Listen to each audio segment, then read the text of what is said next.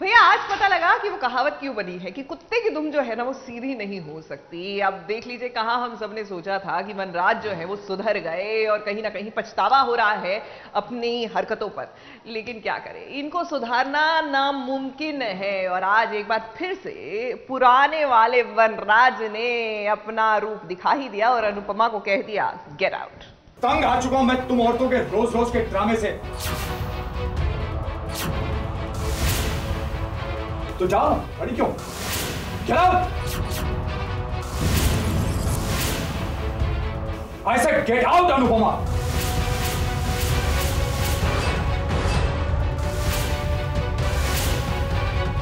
अरे बंद करो अपना ये महानता की देवी वाला नाटक, बंद करो। तुम्हारा ये नाटक देख के मेरे गले से अब मोटी उतरना बंद हो गया है।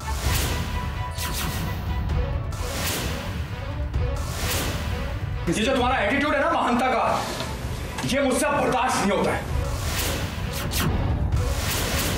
थैंक यू अनुपमा जी। अब से ये घर वनराज का और यहां पे राज वनराज का। अनुपमा को वनराज ने घर से जाने को तो कह दिया, लेकिन इसके पीछे की वजह यह है कि अनुपमा महान बनकर घर वनराज के नाम करवाना चाहती थी। और इसी बात को लेकर वनराज ने कह दिया कि जितनी महान अनुपमा बनेगी उतना ही बड़ा शैतान वनराज बनेगा। और ऐसा कहते ही वनराज ने शुरू कर दी तानों की बौछार। तुम्हारा ये महानता का नाटक खत्म हो चुका है। मैंने क्या किया? मैं जानता हूं ये सब तुम क्यों कर रही हो। तुम जितनी महान बनती जाओगे ना, उतना ही दुनिया की नजरों में मैं शैतान बनता जाऊंगा। एक बार फिर अनुपमा का आत्मसम्मान हार गया। अनुपमा ने बहुत ही कठोर दिल से अपना बोरिया बिस्तरा उठाया था और घर से जाने को हो गई थी तैयार। और अनुपमा के इस हरकत के लिए उसने वनराज के ताने भी सुने। Because बाबूजी हमेशा you've seen बाबूजी is always been in अनुपमा's favor of course as a father। तो उन्हें अब लगता है कि अभी क्योंकि इतना सब कुछ हो चुका है तो फिर आफ्टर ऑल आप किसी की सेल्फ रिस्पेक्ट को कंट्रोल नहीं कर सकते हो। आप किसी को कह सकते हो कि वो यहाँ रुक जाए, आप उन्हें मनाने की कोशिश कर सकते हो, but then after a point you can't force somebody. यहाँ तक कि सौतन का दिखावा भी झेला, लेकिन कुछ काम नहीं आया, क्योंकि अनुपमा के घर छोड़ के जाने वाले फैसले पर बापूजी ने ऐसी गुगली मारी कि अनुपमा का सारा आत्मसम्मान धरा का धरा रह गया। मगर वी और मैं कभी भी ये नहीं चाहेंगे कि तुम यहाँ से चली जाओ, पर हाँ हम तुम्हें फोर्स भी नहीं करना चाहते। अगर तुम यहाँ खुश नहीं हो और कंफर्टेबल नहीं हो तो तुम जो भी डिसीजन लोगी हम उसे सपोर्ट करेंगे। और तुम घर की चिंता बिल्कुल मत करना, हाँ मैं यहाँ सब संभाल लूंगी। जी हाँ, अपनी बेटी के खातिर अनुपमा ने अपने आत्मसम्मान से बढ़कर अपनी ममता को तवज्जो दिया और बापूजी की बात मानकर वो रुक भी गई। लेकिन जब अनुपमा ने ये फैसला लिया था तब वनराज को काफी गुस्सा आया था और वनराज सोच रहा था कि अनुपमा उसे नीचा दिखाने की कोशिश कर रही है।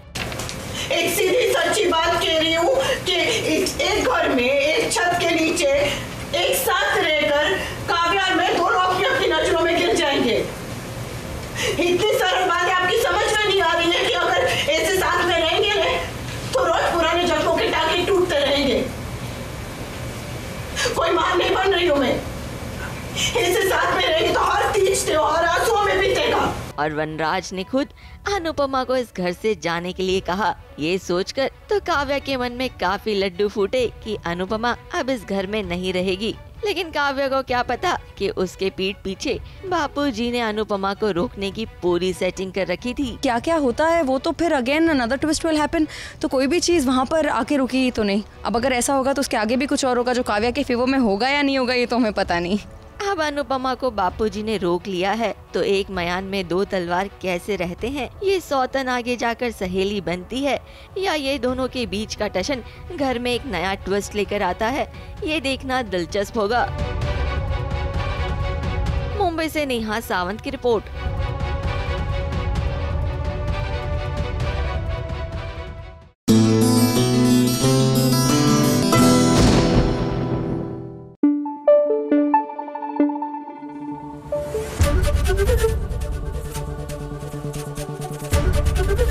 ABP News, आपको रखे आगे।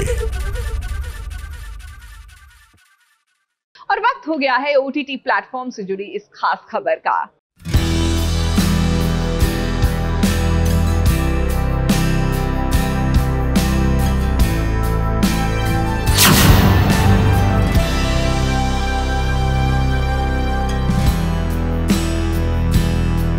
डिजिटल दुनिया में कदम रखने के बाद भी अधूरी रह गई एक नागिन की मोहब्बत। अरे यार, ये तो फिर वही हुआ, अधूरी रह गई मोहब्बत।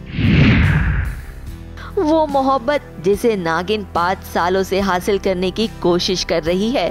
ऋतिक और शेषा की जो मोहब्बत थी नागिन में, जो अधूरी रह गई थी, वो यहाँ भी यू आर राइट अधूरी रह गई है।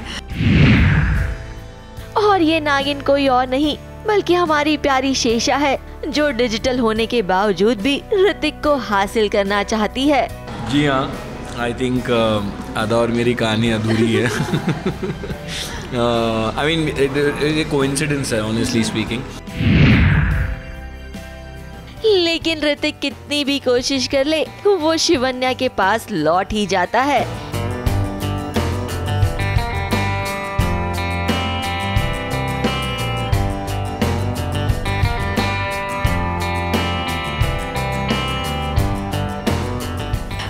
जब पोस्टर्स निकले थे, लोगों को लगा था कि शायद अब शेषा ले लेगी ऋतिक को, and they were making good memes and all कि Mouni is getting upset about it and all, very funny videos and all.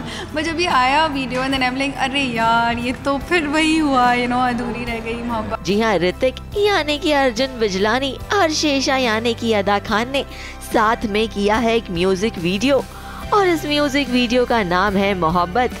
अदा और अर्जुन की इस डिजिटल मोहब्बत की कहानी में भी काफी दर्द भरा हुआ है। बचपन से ये दोनों एक दूसरे से प्यार जरूर करते हैं, लेकिन आखिरकार इन्हें जुदा ही होना पड़ता है। गाना बहुत अच्छा है, यासिर भाई ने अच्छे से गाया है इसे, और एक आवाज़ उनकी एक अलग ही एक तड़प है उनकी आवाज़ में। एंड या so I really love the song, and of course Ada थी तो और भी मज़ा आया गाना करने में, बिकॉज एक कंफर्ट जोन में हम काम करते हैं। So it was a lot of fun shooting this. And मुझे ऑफ कोर्स अर्जुन के साथ एंड द डायरेक्टर अमन के साथ काम करके बहुत अच्छा लगा। So I mean we are really grateful that हमें इतना प्यार मिल रहा है इस गाने की वजह से। अब 5 सालों बाद अर्जुन और अदा एक साथ फिर से काम करने के लिए आए हैं, तो देखिए उन्होंने शूटिंग पर कितने सारे पलों को एक साथ फिर से जी लिया। एक्चुअली इस बार एक्चुअली हमने बहुत बातें की। I think we bonded in a much better way on, मतलब पुरानी बातें थोड़ी ताज़ा हो गई।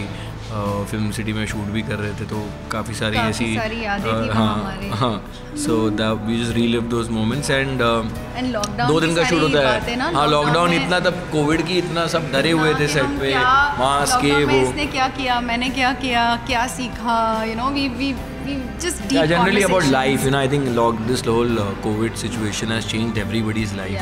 और जाने से पहले अर्जुन ने हमें ये बताया कि मोहब्बत और उसके उदास वाले गानों से उनका पुराना नाता है। अरे भाई, पहले शादी के पहले मैं ऐसी सैड सॉन्ग ही सुनता था, सच बता रहा हूँ। मतलब मेरे 1-2 ब्रेकअप हो चुके हैं, तो मैं थोड़ा फिल्मी हूँ, तो मैं ऐसे गाने सुनने लग गया। उम्मीद करते हैं अर्जुन बिजलानी और अदा खान की ये जुदाई वाली मोहब्बत आप सबको खूब पसंद आए। ABP news report.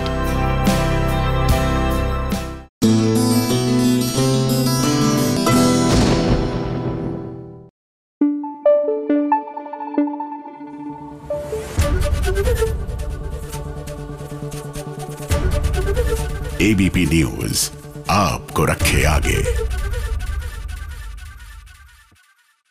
देखिए, 7वें आसमान की हम बात करते हैं, 7 फेरों की बात करते हैं, 7 जन्म की बात करते हैं, लेकिन आज चलिए 7 कदम साथ लेते हैं। वो क्या है ना कि इस डिजिटल कंटेंट में कहीं ना कहीं एक पिता और एक बेटे की अमेजिंग बॉन्डिंग जो है वो सामने आने वाली है। जोड़ी भी कमाल की है, रोनित रॉय और अमित साध।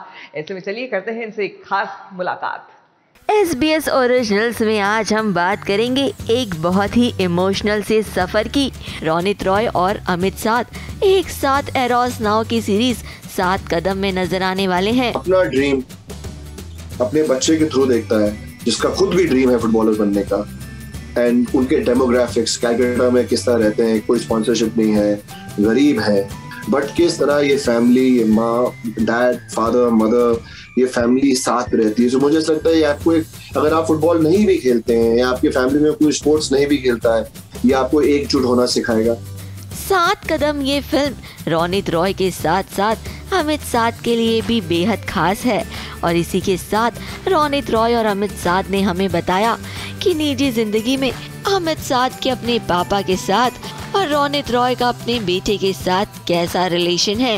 Today I really remember my dad, and I hope, you know, when he sees me from heaven and skies, he's proud of. But when he was alive, till I was 16, when I lost him, I had a very conflicted relationship, and even after his passing away, I hated my dad for a long time. And I don't know why I'm sharing all this, but I think it's good to share. You know, I think that's very, very one of the most powerful thing about human emotions, that हम लोग एक दूसरे से अपनी चीजें share कर सकते हैं। I think इसीलिए हम सिनेमा बनाते हैं। There are certain similarities and certain differences. In real life, my son Agastya is 13 years old. He's a rapper. He makes songs. The only thing that I tell my children is that it's like, you know, what you choose to do with your life is like being in a marriage. You know, you have to treat your vocation, profession, या जो भी आप करना चाहते हैं जिंदगी में, you know, with a lot of passion, and you have to love what you do. It's like me being an actor. I just love my craft. I love my profession. Real life relations के साथ साथ यहाँ पर real life bonding भी देखने मिली। लेकिन रोनित और अमित साध बेहद खुश है कि उन्हें इस सीरीज में बाप बेटे का किरदार निभाने मिला। It's been my privilege, not just like doing 2 movies with Ronit bhai. Apparently 7 Kadam was first, but कारणवश जो भी है अब वो अभी आ रही है, और उससे पहले सरकार में थे। एंड मैं आज तक के रोनित सर को कभी नहीं बात बताई मैंने, आज मैं पूरी दुनिया के सामने बताना चाहता हूँ। सरकार में वो मेरे मतलब मैं उनके अगेंस्ट था, क्योंकि वो ऐसा रोल था, वो सरकार के लिए काम करते थे। मैं जब उनके साथ डिसरिस्पेक्टली बात करता था ऑन स्क्रीन, मुझे बहुत अनकंफर्टेबल होता था। इनफैक्ट आई डोंट नो जब उनको याद है कि नहीं, I would come and say कि I am sorry, you crazy, you are doing a role. ऐसे नहीं, मुझे अजीब सा लग रहा है। और जितनी मेथड एक्टिंग आती है मुझे 7 जन्म की, उन्हें सारी डालनी पड़ती थी to be disrespectful to him. So in short I am sure you can understand the kind of respect I have for this man. Ronit Roy और अमित साध का रिश्ता अब इतना गहरा बन चुका है कि फ्यूचर में अगर रोनित रॉय अपनी किताब लिखेंगे या रोनित रॉय के ऊपर कोई किताब लिखी जाएगी और अगर उसे फिल्म या सीरीज में तब्दील करना हो, तो रोनित रॉय चाहते हैं कि अमित साध उनके बेटे का किरदार निभाएं। कई लोग कहते हैं कि जो जानते हैं मुझे और जो मेरी जर्नी को जानते हैं, वो अक्सर कहते हैं कि रोनित जी आप किताब क्यों नहीं लिखते। और मुझ में एक आदत है कि मैं झूठ नहीं बोल पाता, और अगर मैंने किताब लिखी तो कई सारे सच बाहर आ जाए।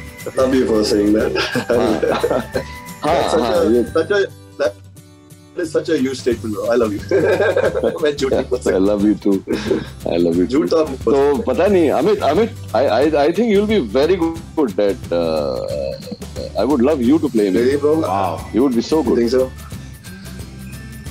Yeah. I would love to. It will be the biggest honor of my life.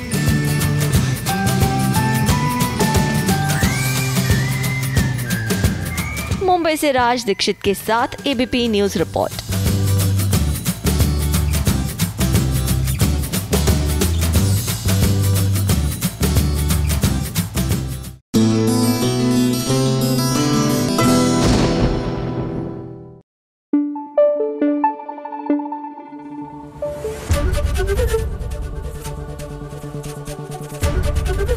ABP news आपको रखे आगे। प्यार गजब की चीज होती है, दिल तोड़ दे तो बस ढेर सारे आंसू आपके हिस्से में आते हैं, लेकिन अगर आप प्यार में हो और ये दो तरफा होना तो बस चेहरे पर मुस्कुराहट भी आ जाती है, जैसे कि हमारी इमली के चेहरे पर आई है। मतलब इनकी खुशी का आप अंदाजा लगा सकते हैं इनके फेशियल एक्सप्रेशन से। भाई लगता है कि आदित्य को इनसे प्यार हो गया है और इनकी खुशी का ठिकाना नहीं है।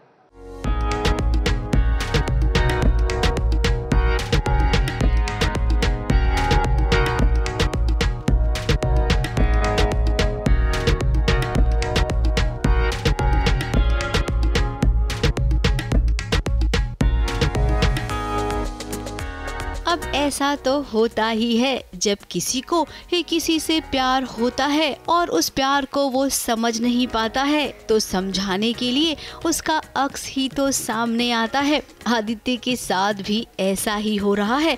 पहले उसने स्कूल में कहा कि वो इमली को चाहने लग गया है और अब देखिए जब पूजा करने की बात आई तब भी उसने इमली के साथ पूजा करने की बात रख दी। इसका एहसास उसे किसी और ने नहीं बल्कि खुद उसके अक्स ने करवाया है। पगडंडिया में आकर वो इमली के साथ एकदम सादा जीवन बिता रहा है और इसी सादे जीवन में उसे इमली अब भाने लग गई है। अब आदित्य यहाँ तक तो ठीक है, इमली आपको पसंद आ रही है, वो आनी भी चाहिए क्योंकि सीरियल की हीरोइन जो है, लेकिन उसका क्या जिसे आप दिल्ली शहर में छोड़ आए हैं। हम आपकी मून की बात कर रहे हैं जिसे आप बहुत प्यार करते हैं। अब उसका क्या होने वाला है जरा उसके बारे में भी सोचिए और हाँ अपने अक्स से भी पूछिएगा कि मून के साथ अब आपका कौन सा रिश्ता आगे बढ़ाना है। ABP news report.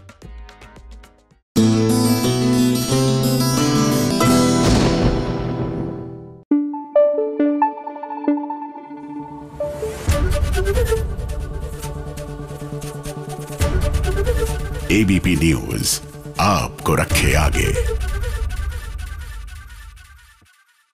देखिए जिसका इंतजार था वो घड़ी आ ही गई। फाइनली प्रतिज्ञा का नया सीजन ऑन स्क्रीन आ ही गया और ऐसे में जाहिर सी बात है कि इसकी शुरुआत जो हुई थोड़ी जोर शोर से हुई क्योंकि स्क्रीनिंग बड़ी ही धमाल से की गई और ना सिर्फ प्रतिज्ञा के सितारे लेकिन और भी ढेर सारे सितारे एकजुट हुए, yes, just to buck them up and give them a go ahead.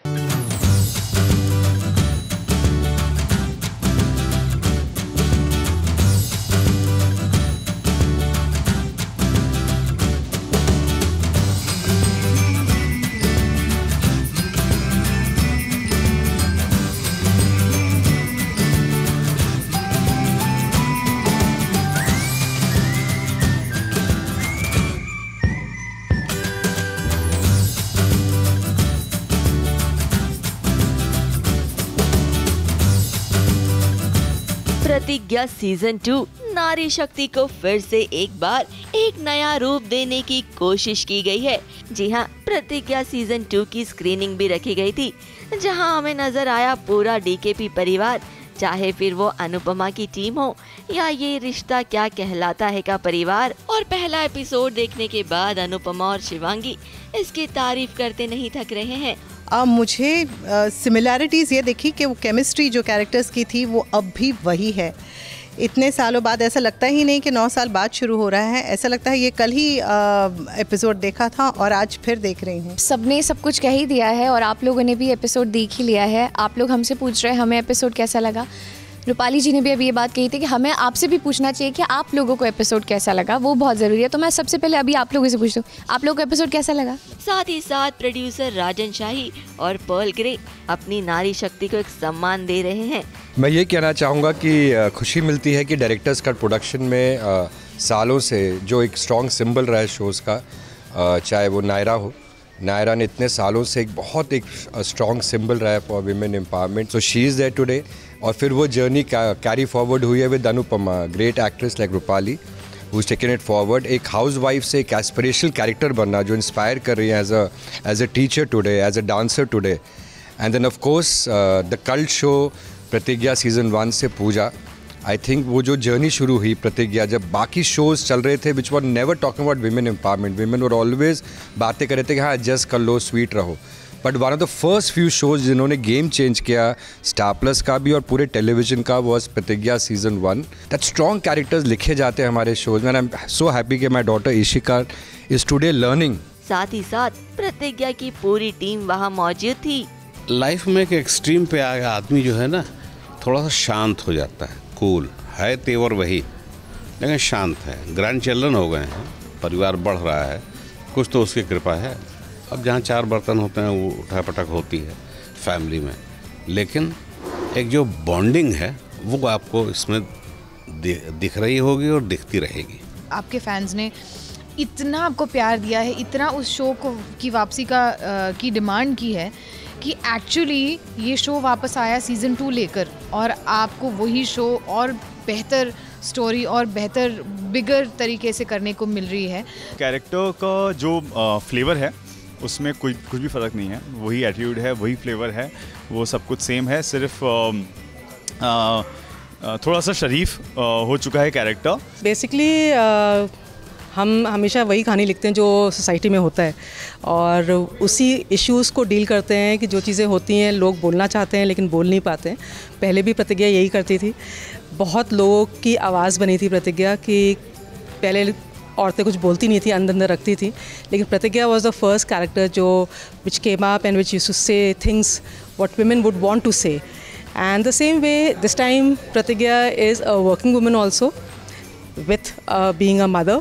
So obviously she's dealing with a lot of problems at home, how to handle those problems, what is right, what is wrong, and किस तरह के hurdles आते हैं. तो वो सब जो है प्रतिज्ञा जो है हैंडल करेगी और हमारी और भी औरतों को इंस्पिरेशन देगी. एक दूसरे की ढेर सारी तारीफें भी हुई, दोस्तों से मिलना भी हुआ, और इसी के साथ प्रतिज्ञा की स्क्रीनिंग की ये शाम काफी दमदार रही. मुंबई से कैमरामैन इरफान शेख के साथ एबीपी न्यूज रिपोर्ट.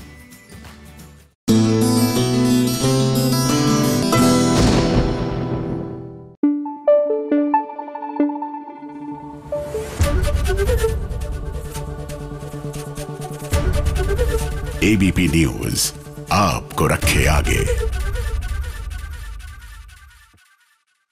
वैसे बीती रात एक और नया शो टीवी पर आया जिसका नाम है उदारिया.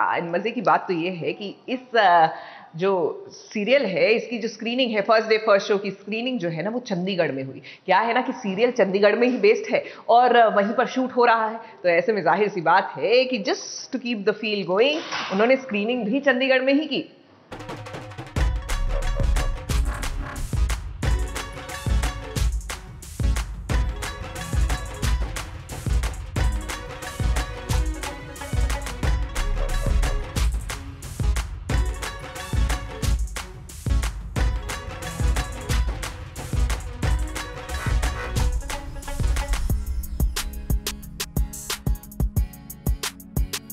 उडारियां कलर्स पर ये नया सीरियल सोमवार शाम 7 बजे से शुरू हो चुका है, और सीरियल के शुरू होने का जश्न हुआ पंजाब के चंडीगढ़ में, क्योंकि सीरियल के निर्माता और लेखक सरगुन मेहता खुद पंजाबी हैं, पंजाब की स्टार भी हैं, और अपने सीरियल में वो पंजाब की खुशबू बिखेरना चाहती हैं. इसीलिए सीरियल की शूटिंग भी पंजाब में और सीरियल की स्क्रीनिंग भी पंजाब में. तो देखिए, स्क्रीनिंग के लिए सीरियल की कास्ट के साथ सरगुन और उसका परिवार भी पहुंचा है, और हाँ, रवि दुबे भी पहुंच गए हैं. बहुत अच्छी फीलिंग थी. हम लोगों ने इतने प्यार से बनाया, अब हमें था कि दुनिया देख रही है.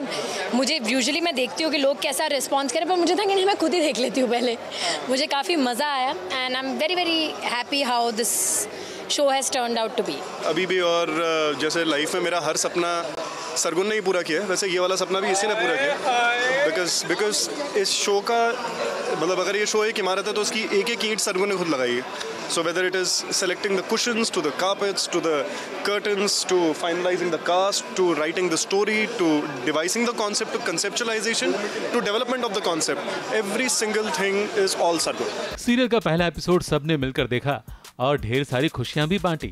कन्नडा के प्लेन वाला केक भी काट कर खाया और खिलाया. साथ ही साथ अपने सीरियल की सफलता की कामना की. हर किसी के चेहरे पर वो खुशी दिखी जो किसी नए काम की शुरुआत पर दिखती है.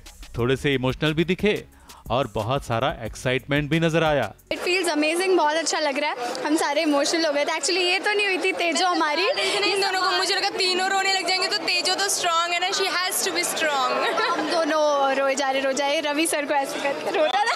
crying like a baby. I swear मैंने कभी नहीं सोचा था कि फतेह इतना इमोशनल के उसको पढ़े हैं एपिसोड में, तुम दोनों को नहीं। नहीं, एक्चुअली खुशी के आंसू थे बिकॉज हम बहुत दिनों से वेट कर रहे थे कि 15th कब आएगी, हमारा फर्स्ट एपिसोड कब टेलीकास्ट होगा। सो फाइनली वो दिन आ गया है एंड बहुत ही ब्लेस्ड फील कर रहे हैं हम लोग। मेरी एक्सपेक्टेशन से बहुत ऊपर था एंड आई थिंक म्यूजिक इतना अच्छा है। Music is a very strong point of our show. Udaariyaan कहानी है 3 लोगों की, 2 लड़की और 1 लड़का। कलाकार भी सारे हिंदी सीरियल्स के लिए बिल्कुल नए लग रहे हैं मगर अच्छे हैं। और पंजाब का रियल लोकेशन अगर आगे भी ऐसे ही दिखता रहेगा तो सीरियल का हर एपिसोड ऐसा ही ताजगी भरा रहेगा, ऐसी उम्मीद की जा सकती है। चंडीगढ़ से भवनीत कौशल के साथ एबीपी न्यूज रिपोर्ट।